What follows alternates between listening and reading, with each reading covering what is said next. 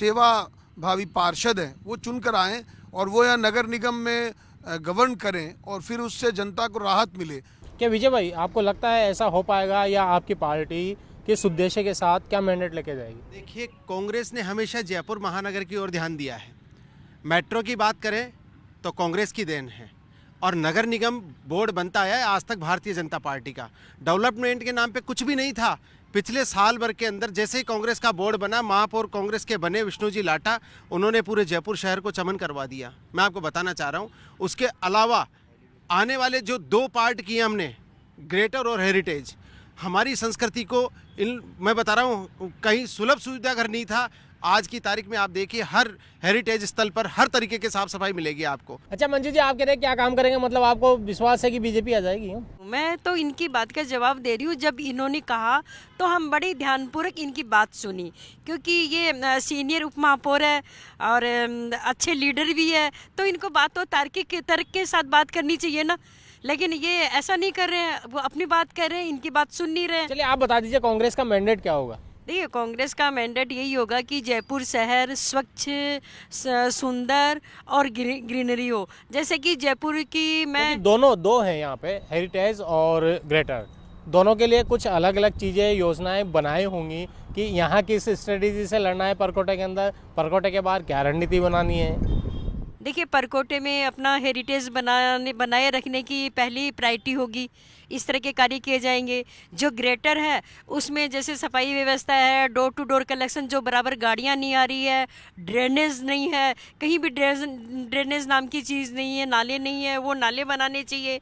मेरी पूरी बात सुनिए। विष्णु लाटा जी ने बढ़ावा दिया। इनकी पार्षद है वो भ्रष्टाचार के रूप में पकड़ी जाती है, ऐसी भी पकड़ी, रिश्वत लेती हुई पकड़ी जाती है, और भी भ्रष्टाचार के मामले खुलेंगे। अगर हमारा बोर्ड बना तो हम सारी जांच करवाएंगे, सारा दूध का दूध, पानी का पानी हो जाएगा।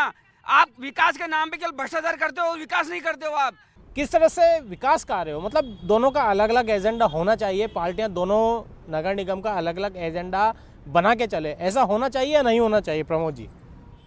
महेश जी, सर्वप्रथम तो आपको बधाई कि आप ज्वलंत मुद्दों को उठाते हैं, समसामयिक मुद्दों को उठाते हैं, उसके लिए फर्स्ट इंडिया न्यूज़ चैनल को बधाई।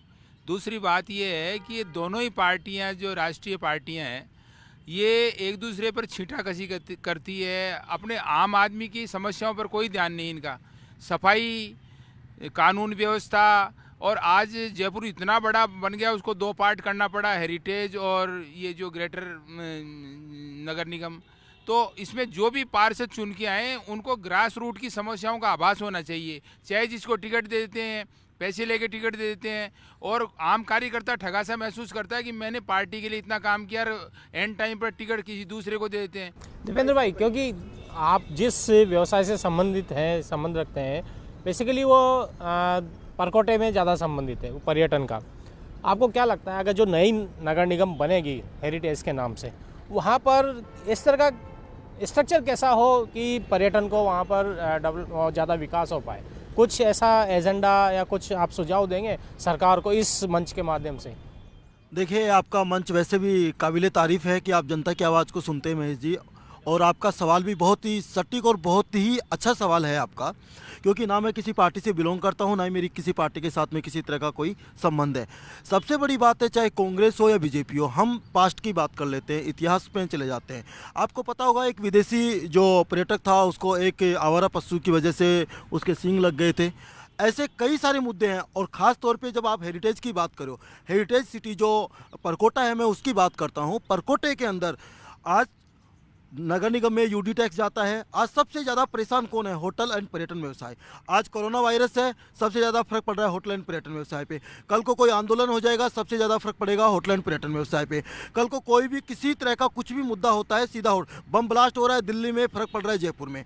अलका जी, आप भी क्योंकि इंडस्ट्री से जुड़ी हुई हैं, और क्या इन 2 नगर निगम बनने से नया जो ग्रेटर है वहाँ पर, या पुराने में मतलब हेरिटेज में, रोजगार के कुछ नए साधन पैदा करने पड़ेंगे, युवाओं को कुछ फायदा होगा? आपको लगता है? मुझे ऐसा लगता है कि 2 नगर निगम बनने से शायद कुछ अच्छा ही होगा, क्योंकि जयपुर की पॉपुलेशन और जयपुर का एरिया इतना बढ़ गया है कि एक नगर निगम के भरोसे चल नहीं पा रहा है। इसीलिए ये जो आइडिया आया है 2 नगर निगम बनाने का, बहुत ही बढ़िया बात है। नहीं ये तो ठीक है, लेकिन रोजगार के पॉइंट ऑफ व्यू से, रोजगार के पॉइंट ऑफ व्यू से जब एरिया बढ़ेगा तो लोग बढ़ेंगे तो काम ज़्यादा होगा, ऑफ कोर्स जो एक्सपेक्ट कर रहे हैं, क्योंकि हेरिटेज में अगर हेरिटेज के डेवलपमेंट के लिए कुछ बात होती है तो ऑफ कोर्स उसकी वजह से रोजगार बढ़ेगा, और अगर ग्रेटर में होता है तो ग्रेटर की वजह से भी बढ़ेगा। बट कहने की बात यहाँ ये है कि पार्टी कोई भी हो, मैं आप ऑनेस्टली अच्छी बात ये बोलूँ कि पिछले 10 से 15 साल में जयपुर की में काफ़ी सुधार हुआ है। रोड्स की कंडीशन ठीक हुई है,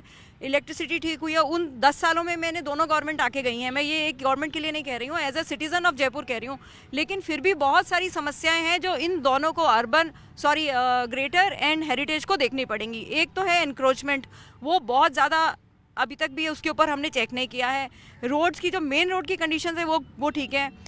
as far as disposal of garbage is concerned, वो अभी तक हमारा पूरा ढंग से हो नहीं पाया है। बीच में वो डोर टू डोर कलेक्शन की बात शुरू हुई थी, वो बीच में ही ख़त्म हो गई। पंकज भाई आप क्योंकि जुड़े रहे हैं, सभी तरह से जुड़े रहे हैं नगर निगम से, अब 2 नगर निगम भी हो गई, हेरिटेज और ग्रेटर। क्योंकि हेरिटेज वालों के पास एक मुद्दा है, कांग्रेस के पास एक मुद्दा है कि हेरिटेज जो वॉल सिटी है उसको यूनेस्को में शामिल करवाया। तो आपको नहीं लगता इसका तोड़ क्या होगा, इस मुद्दे का जो श्रेय लेना चाहेंगे बीजेपी के पास तोड़ क्या होगा? नहीं देखिए, मैं कह रहा हूँ आपको इसका ऑब्जेक्ट देखिए। आपने कहा कि 2 जो हैं इसमें नगर निगम में, हेरिटेज और जो है ग्रेटर। मैं कह रहा हूँ हेरिटेज में यदि आप देखेंगे तो हेरिटेज का बहुत बड़ा पार्ट ऐसा है जिसके अंदर जो है डेवलप्ड छोड़िए अनडेवलप्ड कॉलोनीज हैं जिनके अभी तक नियमन नहीं हुए। उनके किस चीज़ में नियमन करने जाएंगे भाई?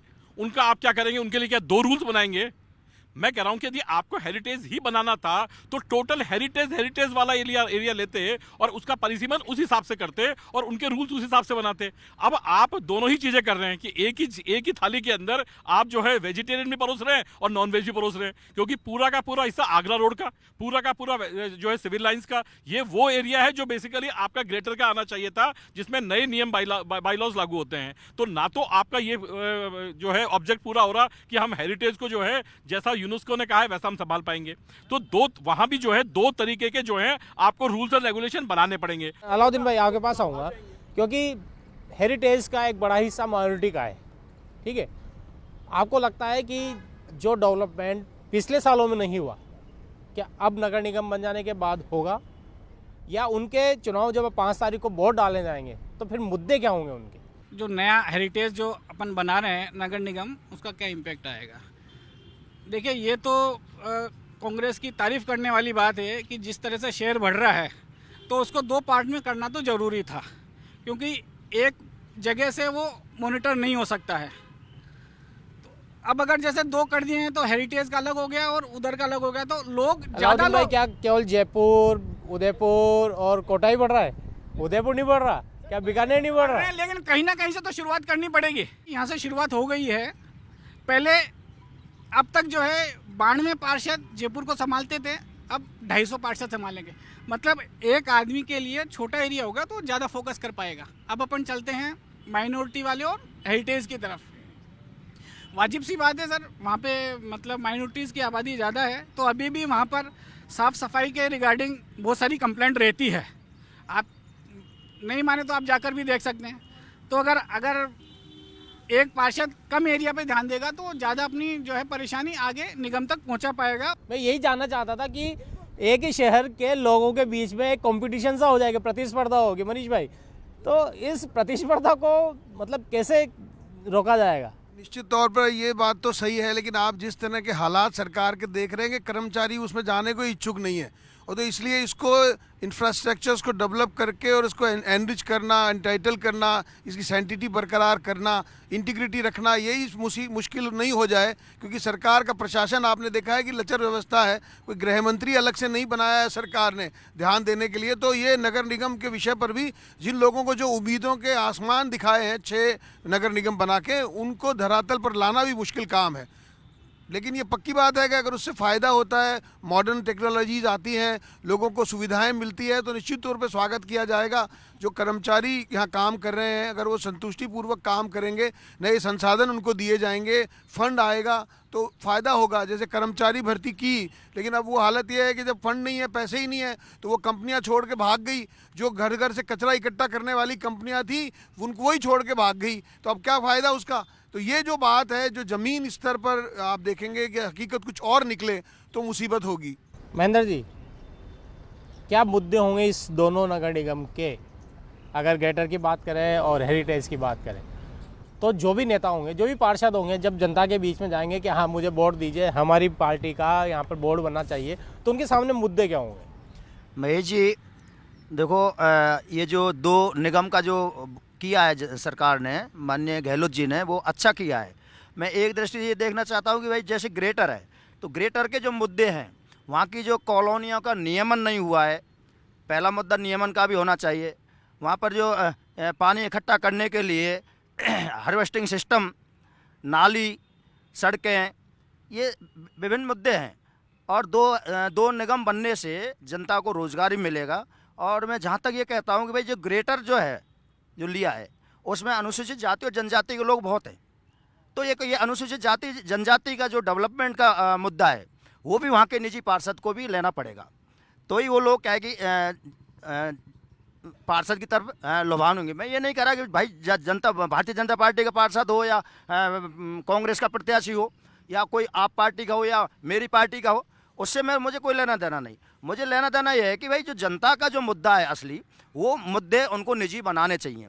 लेकिन सरकार ने यहाँ पर दो जो निगम जो बनाए, उन्होंने ये गलती ज़रूर की है कि ये निगम दो जो ग्रेटर और हेरिटेज जो बना है, उन बनाने से पहले सरकार को कुछ नियमबद्ध तरीके से कुछ पॉलिसियाँ गठित कर देनी चाहिए थी कि भाई हेरिटेज में हमको जो डेवलपमेंट के मुद्दे हैं वो इस तरह के हैं। जैसे अभी भाई साहब कह रहे थे, पर्यटन का मुद्दा बहुत अच्छा मुद्दा है, क्यों हेरिटेज में जितना है पर्यटन का जो है, जैसे आमेर को देख लीजिए आप, जयगढ़ है, नाहरगढ़ है, जल महल है, ये सारा एरिया पर्यटन का एरिया है। तो पर्यटन का एरिया को भी कहेगी एक तरह से पॉलिसी बना के सरकार को रख देना चाहिए बनाने से पहले। हम बात कर रहे हैं राजस्थान के 3 शहरों में होने वाले नगर निगम चुनाव को लेकर कि किस तरह से दोनों पार्टियां किन किन एजेंडे को लेकर चुनावी मैदान में जाएंगी। यहाँ लेते हैं एक छोटा सा ब्रेक के बाद हम फिर लौटेंगे।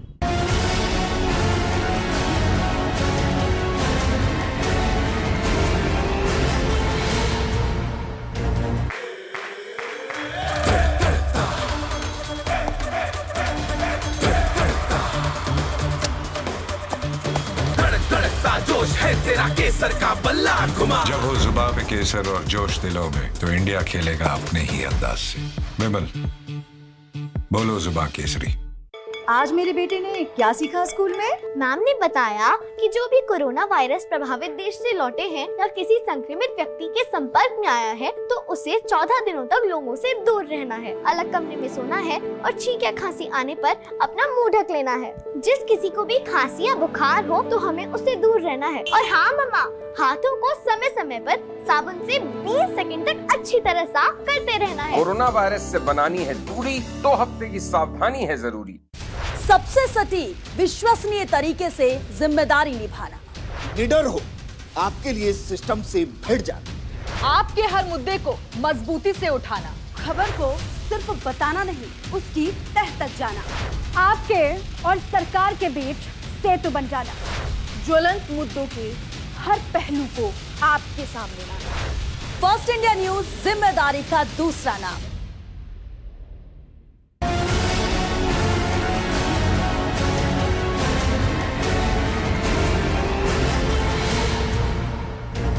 ब्रेक के बाद फिर से आपका स्वागत है। जयपुर में 2 नगर निगम के चुनाव होने हैं और दोनों के लिए दोनों पार्टियां अलग अलग एजेंडे के साथ जाएंगी। क्या एजेंडा होगा, इसी पर हम चर्चा कर रहे हैं। पंकज भाई, क्या भाजपा जब नगर निगम में जाएगी, इन चुनाव में जाएगी, मैं 6 नगर निगम की बात करता हूँ, केवल जयपुर की बात नहीं कर रहा, पूरे क्योंकि आप पूरे राजस्थान को प्रतिनिधित्व कर रहे हैं भाजपा का, तो क्या लगता है कोई एजेंडा या कोई घोषणा पत्र जारी करेगी इनके लिए, इन नगर निगम? घोषणा पत्र जारी होता है, घोषणा पत्र जारी किए भी जाएंगे पार्टी की तरफ से। लेकिन मैं भाई जो 2 चीज़ बताना चाहूँगा आपको। देखिए, सबसे बड़ी चीज़ क्या है कि देखिए जनता जो है ना, आज की डेट में एक बहुत छोटा चुनाव होता है, बहुत छोटा चुनाव होने के नाते सबसे बड़ी चीज़ ये थी कि वो ये चीज़ देखता है कि इनके कारण क्या है और इनके रीज़न क्या है। जैसे अभी उन्होंने कहा कि भाई विकास, देखिए विकास बेसिकली किसी इंडिविजुअल पर्सन के लिए वहाँ नहीं होता या इंडिविजुअल आदमी के लिए नहीं होता। यदि पूरी कॉलोनी का विकास होगा तो उसमें प्रत्येक व्यक्ति का विकास होगा। रोड बनेगी तो प्रत्येक व्यक्ति के लिए रोड बनेगी, यदि पानी जाएगा तो प्रत्येक व्यक्ति के लिए जाएगा। रोहित, युवा कितने उत्साहित है इन चुनावों को लेकर?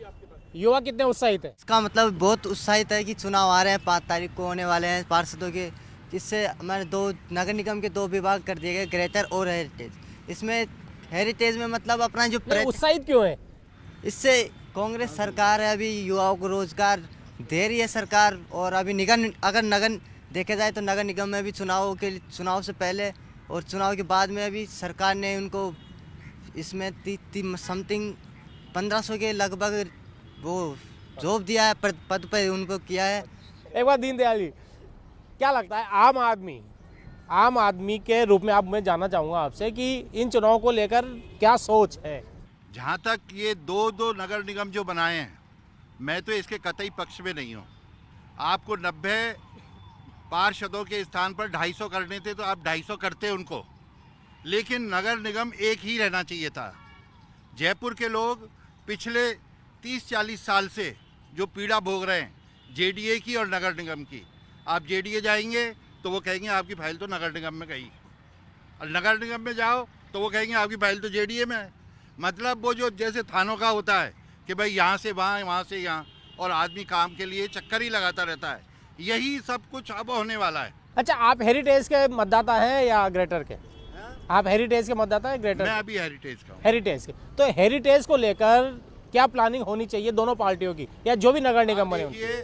ये अपने जयपुर के गौरव है। पुरानी विधानसभा, जलेबी चौक, ये जो पूरा एरिया है, ये इसको खाली हुए भी मेरे ख्याल से 10 साल हो गए, 10-15 साल हो गए। इसका बहुत अच्छा विकास होना चाहिए। मोहन जी, कि जैसे इस क्षेत्र में तो SMS स्टेडियम है, KL सैनी है, चित्रकूट का स्टेडियम है, वहाँ पर चौगान स्टेडियम है। क्या नगर निगम की ये जिम्मेदारी हो कि वह स्पोर्ट्स काउंसिल से लेके उसको अच्छा डेवलप करे, जैसा SMS है या KL सैनी है? जी हाँ महेश जी, ये बहुत ही ज्वलंत समस्या है कि हमारे जो ग्रामीण पृष्ठभूमि के लड़के जयपुर में आके पढ़ाई करते हैं और जिन खेल में रुचि है, और ये मैं देखता हूँ और आप लोग भी देखते होंगे, ग्रामीण लड़के बातों ही बातों में दौड़ लगाते हैं, बातों बातों में खेलते हैं, बातों ही बातों में कुश्ती लड़ते हैं। तो उन लोगों के लिए जयपुर के अंदर एक प्रॉपर पैलेस होना चाहिए। स्टेडियम ठीक है, स्टेडियम आसपास की कॉलोनियों के लिए मानसरोवर तक को कवर कर सकता है, लेकिन जैसे मानसरोवर है, प्रताप नगर है, इन इलाकों में खेलने की उचित व्यवस्थाएँ होनी चाहिए, जो अभी तक नहीं है। तो आने वाली सरकार से मैं, चाहे बीजेपी का है चाहे कांग्रेस का है, उनसे कहूँगा जयपुर के अंदर स्पोर्ट्स एक ऐसी चीज़ है महेश जी, जो देश विदेश में नाम आज खेल से होता है। आज युद्ध नहीं होते, आज युद्ध होते खेलों में। और खेलों के अंदर अगर मान लो कि राजस्थान का बच्चा गोल्ड में लेके आ जाता है, नेशनल से या इंटरनेशनल से, तो वहाँ ये मान के चलते हैं कि भारत जीत गया। तो असली युद्ध तो खेल हुई है।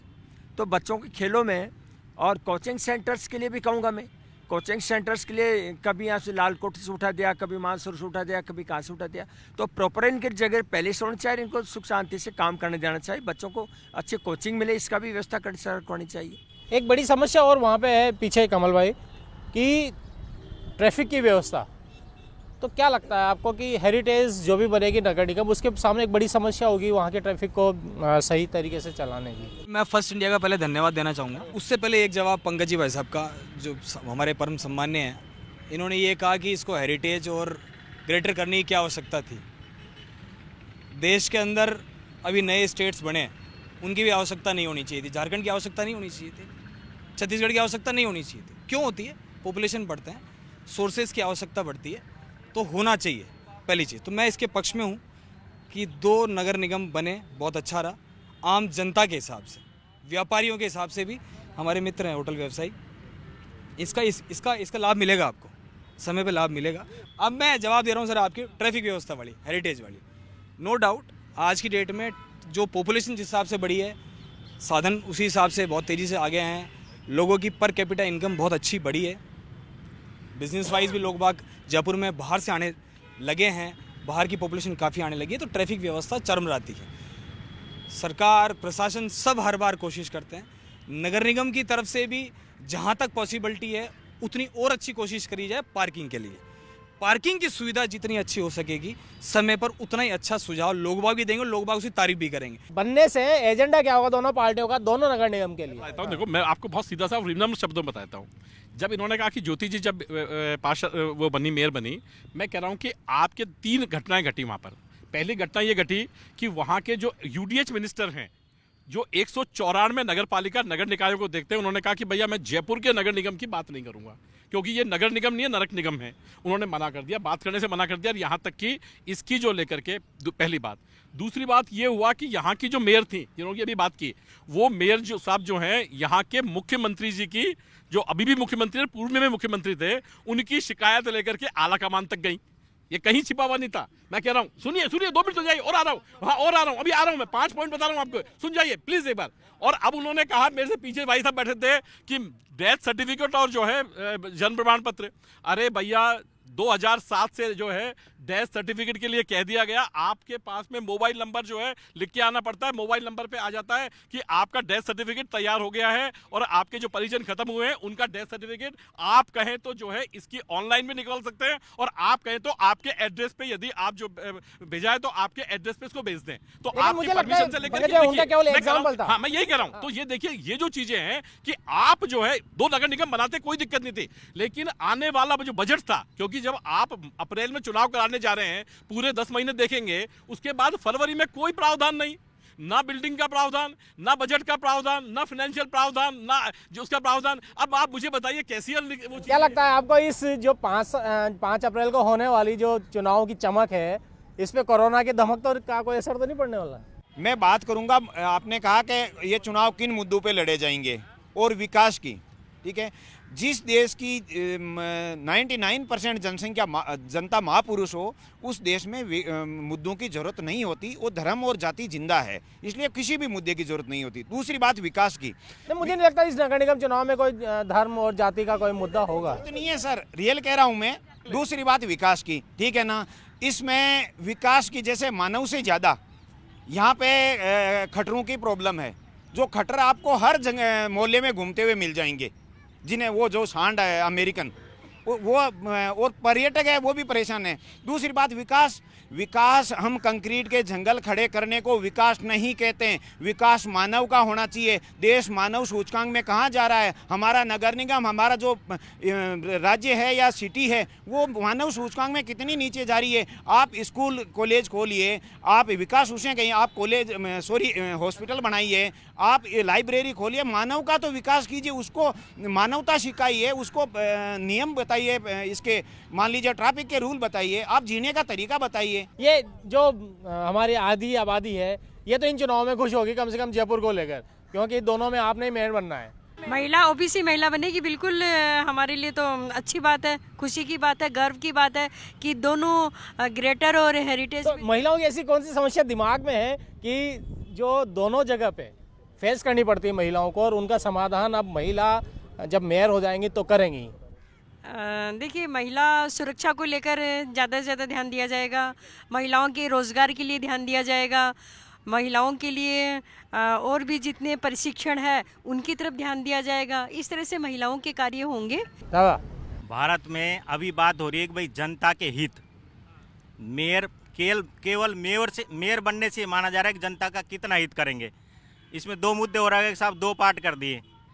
ये मेरा मुद्दा ये है कि दोनों पार्टियां जनता का कितना हित करेंगी चुनाव में जाके। मैं आपसे पूछना चाहता हूं, 70 साल में भारत में लोकतंत्र चल रहा है, अभी तक मेरा आकलन जो है, हो सकता है बुद्धिजीवी आप जैसे लोगों का भी हो, दोनों पार्टियां अपने स्वार्थ के अकॉर्डिंग हित बनाती हैं, कानून बनाती हैं और उनको अमेंडमेंट करती हैं। अगर यहाँ लोकतंत्र होगा तो अभी नहीं, मेरे मानने में भी 50 साल तक भी नहीं होगा, क्योंकि 70% लोगों को तो यही नहीं पता हम वोट क्यों डालते हैं। सिर्फ एक जिस दिन वोट डालना है, साहब हम तो वोट डालने जा रहे हैं, अभी लोग जागरूक ही नहीं है वोट के प्रति। जिस दिन लोग 60% भी जागरूक हो जाएंगे कि भाई हम वोट क्यों डालते हैं और हमारे वोट की महत्व क्या है, उस दिन लोकतंत्र शुरू होगा। अभी तो शुरुआत ही नहीं हुई। आप गाँव में जाइए, 80% लोगों को सिर्फ बगला के पैसे दे के, दारू दे के ही वोट डलवा दिया जाता है। वो जवाबदारी देखिए, अलका जी जवाबदारी आपकी बात। खाली वोट देने की बात नहीं है सर, यहाँ तो जो खड़े होते हैं नेता वही पैसे दे के खड़े होते हैं। So I am talking about the candidates also, they also buy the tickets. तो आप जनता की बात तो बाद में करिए, तो आप नेता ही उन लोगों को दे जा क्यों रहे हो, उनको टिकट क्यों दे रहे हो? तो मैंने खुद से पूछी। नहीं, अगर ले भी आए तो जनता के पास शक्ति है ना, काहे को चुन के भेजते हैं? उनको पता है कि वोट खरीदा है, इसने अपना टिकट खरीदा है। एक IAS अधिकारी किसी भी चुनाव में MLA MP में खड़ा हो जाता है, लेकिन भारत के 90% लोग आज भी पार्टियों से बंधे हुए हैं। अनपढ़ गंवार को जिता देंगे, आईएएस हार जाएगा। अभी भी स्थिति ये चल रही है, काहे की बात कर रहे हो आप? अंतिम में मनीष भैया बिल्कुल एक सटीक ये सजेशन दे दीजिए कि दोनों पार्टी दलगत राजनीति से ऊपर उठें और दोनों हेरिटेज या ग्रेटर के लिए कुछ अच्छा हो, ऐसी कोई योजना या ऐसा कोई सुझाव आप दे दीजिए। लास्ट और फिर एक दो से मैंने कहा जो भी इंफ्रास्ट्रक्चर की बात है, सफाई की बात है, लाइट की बात है, उस पर सौंदर्यीकरण की बात है, वो तो है ही। अब इनको लगता है कि नगर निगम मेट्रो चला दिया, ये बात ही झूठी है।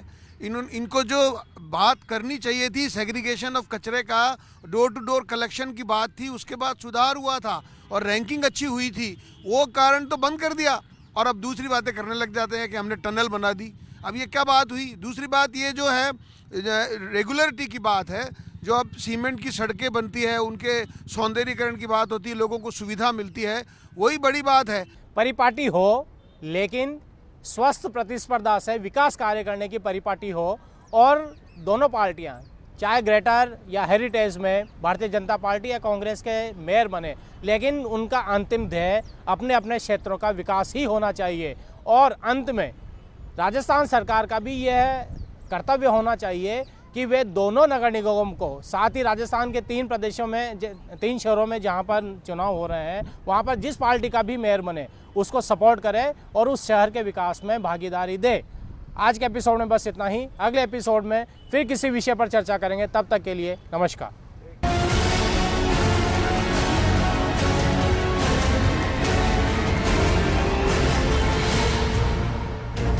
तेरी छुट्टी मंजूर हो गई है। सपनों के साहिल है, अपनों के अरमा है, बाकी हम काबिल हैं। घर पक्का हो रहा है बेटा तेरे ऑर्डर पे। और सीमेंट जेके सुपर सीमेंट पुत्र। देश के रक्षक से ज्यादा सुरक्षा का महत्व कौन समझेगा? जेके सुपर सीमेंट, बिल्ड सेफ। ऊपर वाले ने इंसान को बनाया, हम रिश्ते बनाएंगे एक दूसरे से। गोल्डी मसाले, जहाँ भी जाए रिश्ते बनाए। गोल्डी मसाले। आज मेरे बेटे ने क्या सीखा स्कूल में? मैम ने बताया कि जो भी कोरोना वायरस प्रभावित देश से लौटे हैं या किसी संक्रमित व्यक्ति के संपर्क में आया है तो उसे 14 दिनों तक लोगों से दूर रहना है। अलग कमरे में